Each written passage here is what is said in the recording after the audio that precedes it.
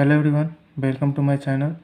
आज हम लोग फिजिक्स का पहला चैप्टर प्रकाश परावर्तन एवं अपवर्तन यानी लाइट रिफ्लेक्शन एंड रिफ्रैक्शन के बारे में पढ़ना चालू करेंगे। तो चलिए स्टार्ट करते हैं। सबसे पहले क्या है? प्रकाश वह बाह्य भौतिकी कारण है जिससे हमें किसी वस्तु को देखने की अनुभूति होती है।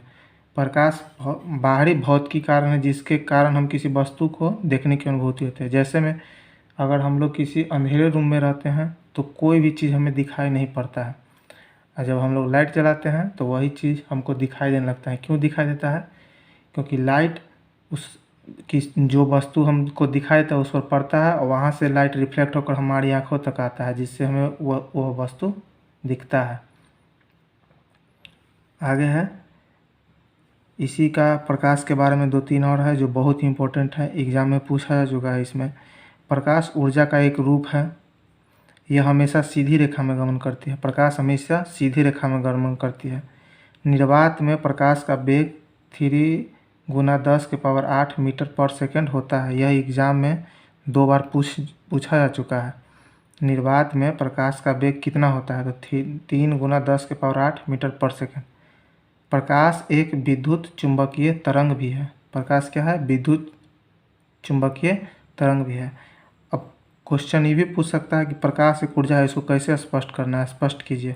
तो कैसे करेंगे, चलिए देखिए। प्रकाश एक ऊर्जा है, इसको स्पष्ट करने के लिए 2 कथन, इस कथन को इस प्रकार से स्पष्ट किया जा सकता है। जैसे में देखिए, पहला है कि जब विद्युत परिपथ में विद्युत धारा प्रवाहित की जाती है तो परिपथ से विद्युत बल्ब जलने लगता है और प्रकाश का उत्सर्जन प्रारंभ हो जाता है। इस घटना में विद्युत ऊर्जा प्रकाश ऊर्जा में बदल जाती है। जैसे में हम लोग घर में तो सबके लाइन होगा, बोर्ड से स्विच ऑन करते हैं तो लाइट यानी कि जो विद्युत धारा है जल्दी से पहुंचता है बल्ब के पास और बल्ब जलने लगता है, जिससे क्या होता है? विद्युत ऊर्जा प्रकाश में बदल जाता है।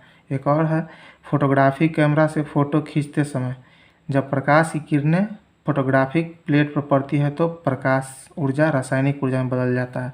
जब हम फ़ोटो खींचते हैं तो एक रे निकलता है जो प्रकाश फोटोग्राफिक प्लेट पर पड़ता है, जिससे हमारा फ़ोटो खींचा जाता है। कि किरण किसको कहते हैं? तो प्रकाश के गमन पथ की दिशा को किरण कहते हैं, यानी कि प्रकाश जिस पथ में गमन करती है उसको हम लोग किरण कहते हैं। प्रकाश, हमें ये भी याद रखना है कि प्रकाश हमेशा सीधी रेखा में गमन करती है। प्रकाश पुंज किसको कहा जाता है? तो किरणों के समूह को प्रकाश पुंज कहते हैं। जो किरण है बहुत सारा होगा उसके समूह को प्रकाश पुंज कहते हैं। प्रकाश पुंज 3 तरह का होता है। एक होता है समानांतर प्रकाश पुंज, एक अभिसारी प्रकाश पुंज और एक अपसारी प्रकाश पुंज। 3 तरह का होता है, समानांतर प्रकाश पुंज, अभिसारी प्रकाश पुंज और अपसारी प्रकाश पुंज। तो समानांतर प्रकाश पुंज किसे कहेंगे? जिस प्रकाश पुंज की सभी किरणें यानी कि जितना भी किरण उस प्रकाश पुंज में होगा, प्रकाश पुंज किरणों के समूह को कहते हैं, तो उसमें बहुत सारा किरण होगा। तो जिस प्रकाश पुंज की सभी किरणें समानांतर होती है, यानी कि एक समान होती है, एक ही दिशा में और एक ही समान चलती रहती है, उसे समानांतर प्रकाश पुंज कहते हैं। जैसे यहाँ दिया हुआ है, यहाँ पर देखिए तीनों समानांतर चल रही है। दूसरा बोले थे अभिसारी प्रकाश पुंज। जिस प्रकाश पुंज की सभी किरणें एक बिंदु पर मिलती है उसे अभिसारी प्रकाश पुंज कहते हैं, यानी कि जितना भी किरण है सब एक ही बिंदु पर आके मिलेगी। जैसे ये किरण है आकर यहाँ मिल रही है, ये किरण यहाँ मिल रही है, ये किरण यहाँ मिल रही है, सबको जहाँ सब मिलेगा उसको अभिसारी प्रकाश पुंज कहते हैं। इसका दूसरा नाम है, इसको भी याद करना है कि इसे संश्रिप्त प्रकाश पुंज भी कहा जाता है। संश्रिप्त मतलब क्या हुआ? संश्रित जो एक ही जगह इकट्ठा हो जाता है उसको संश्रित बोलते हैं, एक ही जगह इकट्ठा हो गया। अगला है अपसारी प्रकाश पुंज। जिस प्रकाश पुंज की सभी किरणें एक बिंदु से निर्गत होकर विभिन्न दिशाओं में फैल जाती है उसे अपसारी प्रकाश पुंज कहते हैं, यानी कि वैसा प्रकाश पुंज जिसमें सभी किरण एक बिंदु से निकलता हो और अलग अलग दिशा में फैल जाता हो, उसे अपसारी प्रकाश पुंज कहते हैं। इसका दूसरा नाम है, इसे अपसृत प्रकाश पुंज भी कहा जाता है। इसे अपसृत प्रकाश पुंज भी कहा जाता है। जैसे में बल्ब होता है, बल्ब क्या होता है? एक ही जगह रहता है और उससे जो किरण निकलती है यानी कि जो लाइट निकलता है वो सभी दिशा में फैलता है। तो आज यहीं तक।